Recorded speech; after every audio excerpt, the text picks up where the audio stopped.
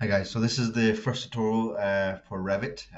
So what we're going to do here, we're going to be creating a small house initially. So we'll start from scratch and work our way to creating a simple detached house.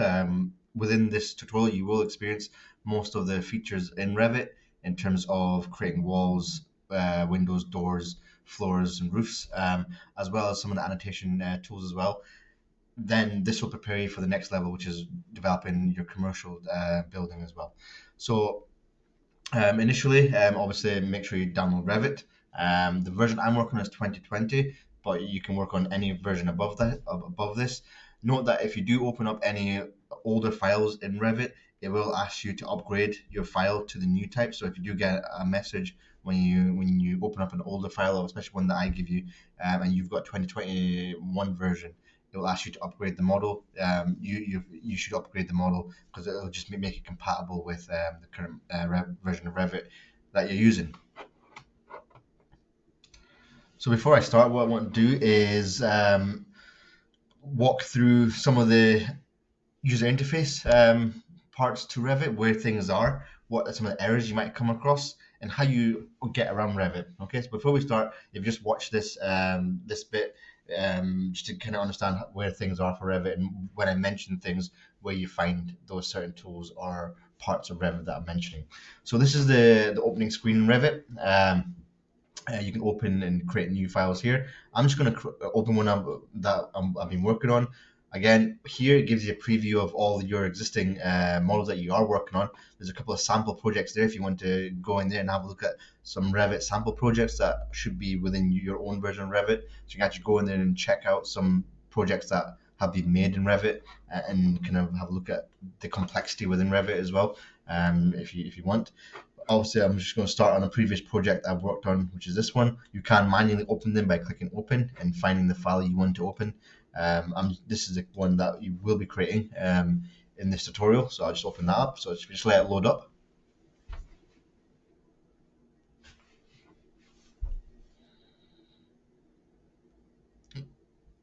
Okay, so that's loaded up.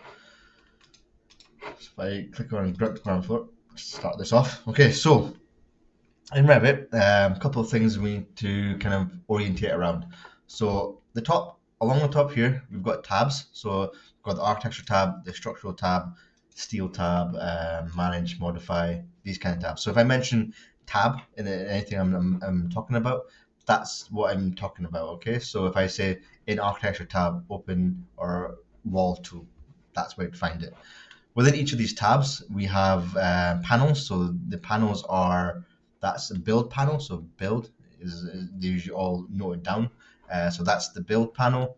That's the circulation panel, model panel, wall and area panel. So if I ever mention panels or where to find a tool in particular, if I say open up X, Y, and Z on the opening panel, that's where you would normally find it. Okay, so the panel, they're all named. So if I go to any of the other places and tabs, you see they've all got names on them. So that's where the panels come in. So they're basically groups of tools. So within each of these panels are a set of tools. The good thing about Revit is that these tools make it a bit more intuitive to do things. So for example, if you want to create a wall, you click the wall tool. Create a door, you click the door tool. There is shortcuts out there, and I will post on Classroom a list of shortcuts. So there is keyboard shortcuts that you can do to make your process faster, but it's not needed. Whereas in other tools like software like AutoCAD, it relies very much on typing in commands to do things. Here, it's very much a bit more intuitive in terms of icons are laid out quite well, and they're all symbols as well, so it makes it a bit easier to get around. So within each of these tools, again, if you just want a wall, you click on the wall tool and it gives you a wall tool there. It would be in there, but so each of these tools does something. Some tools are expandable, so when you see a little triangle underneath it, it means that you can expand them for other options. Sometimes we do use them depending on what we're doing, but most of the time we just click on the tool. The tool set itself, the button itself, activates the top one. So if I say create an architectural wall, that tool itself is set by default to architecture wall. So the top one always refers to the first one on the as you click that button on the tool. Okay, so the first one always refers to the actual button for that tool. The rest of them are alternative options that you might want to kind of use for your model. The next bits we have here, so that's all the tools. There is a quick access bar up here as well, so this might come in use later on, but this gives you access to some common functionalities, print, save, and all that kind of stuff. So that gives you quick access to those. Don't really normally use them, but it's there nonetheless, so it's good to know where they are. Go back to architecture. So the next part is your modeling space. So you've got your model space here. So in Revit, you're creating one big model, and what it's doing is creating different views of that model.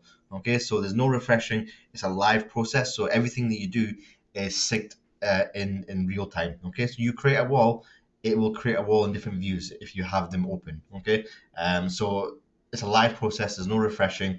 Everything happens in real time. Okay, so that's one thing you need to remember, is that you're working on one single model throughout the whole process. There's no refreshing or updating of a model to make everything stick together. Essentially, it's all one model. You take different views out of it. Now, in order to help you with that, so you have this space here. So this is all your views. So I've got, for example, if I open up a couple of views, it's all my models for different.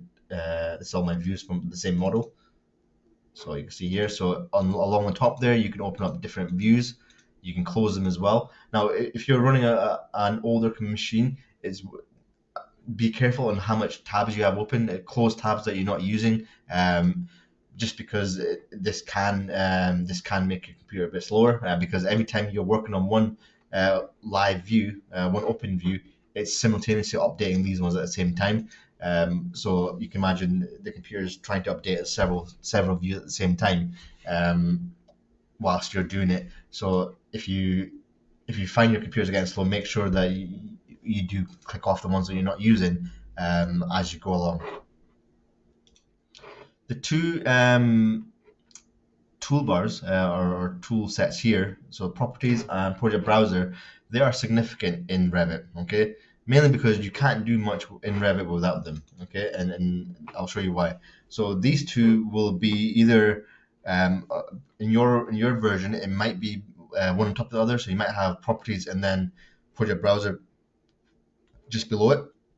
And the way I like to work is I have either of them either side. In order to do that, if you drag, so if you hold the project browser or whichever one is down there, if you hold the actual bar itself and drag that to the opposite end of the screen, and then it should go blue. I usually pin it to either side so that I can always get access to both of them without having to scroll. And obviously it means modeling is a lot faster as well. And then the middle space is left for modeling within. Okay, so that's how I like to. You might have your own preference. That's up to you. But that's a quicker way of me working every time I set my Revit up. Now within the properties panel, so this is the properties panel here.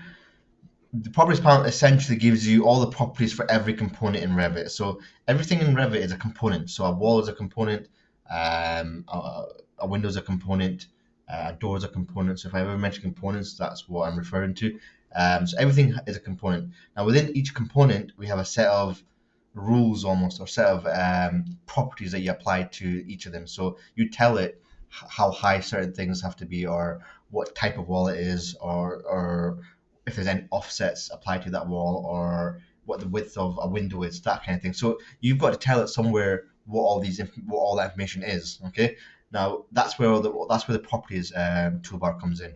Now most times, if you ever come across any errors in your modeling, most time it's an error in the properties that you've selected. Okay. Most errors in modeling can be fixed in the properties panel because either the dimensions have not been set, the heights haven't been set properly, something that hasn't been set right. They're the instructions you're given Revit essentially to model something.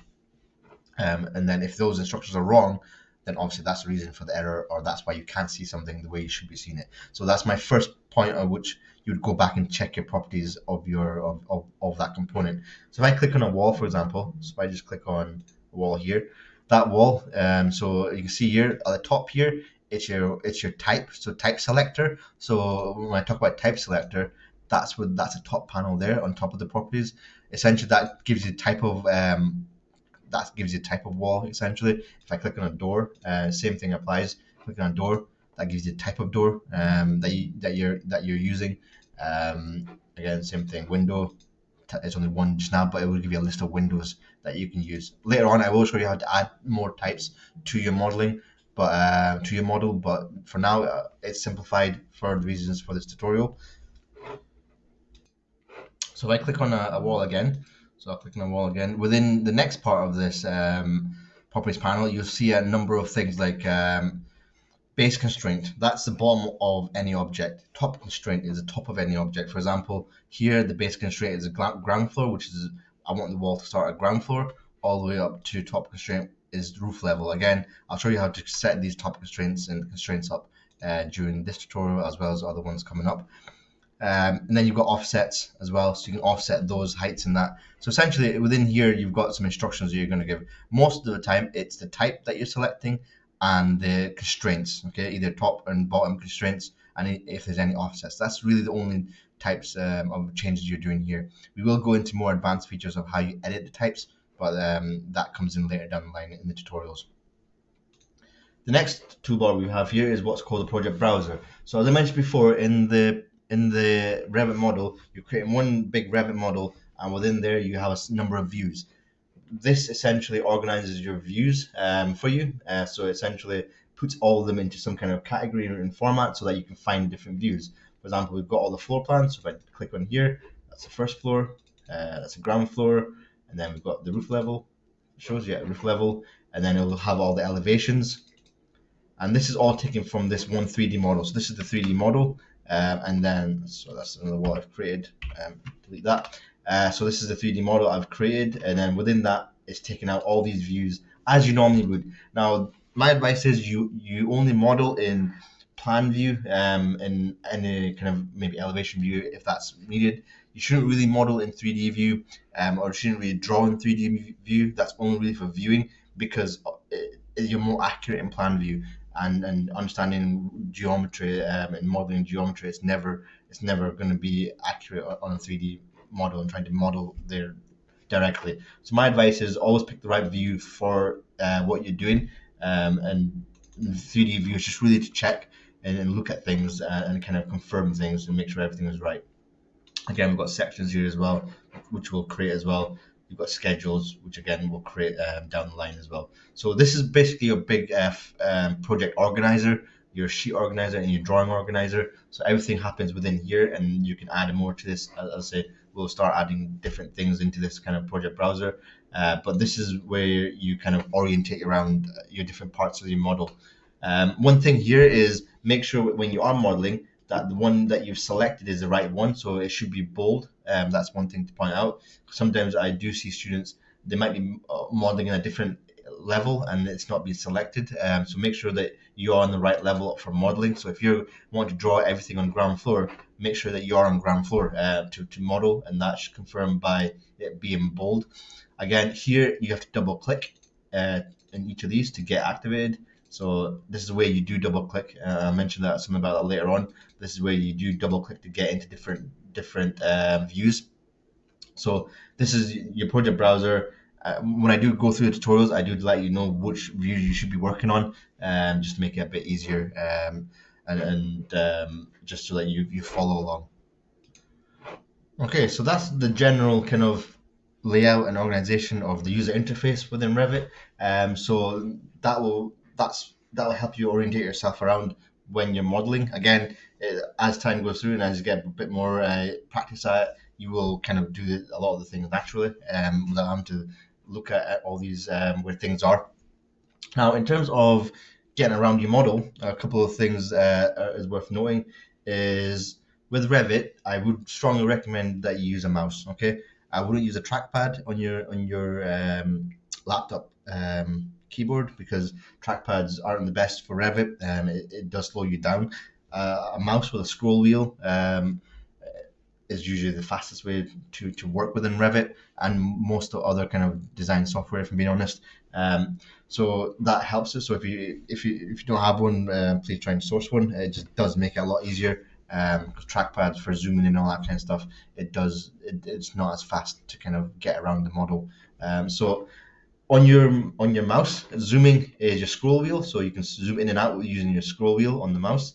Pan, so if you want to move around to pan it, so that is if you hold down your scroll wheel, hold it down, and that will move it around. So if I go to, for example, my 3D model, so that pans it around. Scroll is zooming is scroll wheel in and out. Okay, to orbit, so in 3D, if you want to move around the 3D model, how you orbit is if you hold down your shift on your keyboard, which should be located just under your caps lock, hold down the shift and then hold down the middle scroll wheel, and that will orbit. Okay, so that's how you orbit, and then you can zoom and orbit at the same time. So again, this will all become natural once you start using it. Again, that shift and then hold down the middle mouse button, which is your scroll wheel, and that will orbit your model to be able to view whichever way you want to view it. Okay, and then you zoom in and zoom out as you need. Okay, a tip here is when you are modeling, for example, ground floor, zoom in where you need to zoom in. I see a lot of students trying to model like this, and I always think, yeah, it's use the zooming function where you need to. So actually zoom in and see what you're doing. It makes it a lot easier when you're modeling. Okay.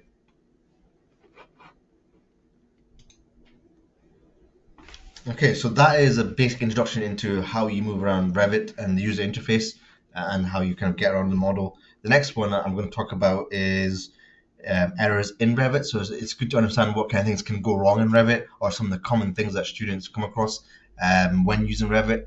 So I'm going to do that in the next video.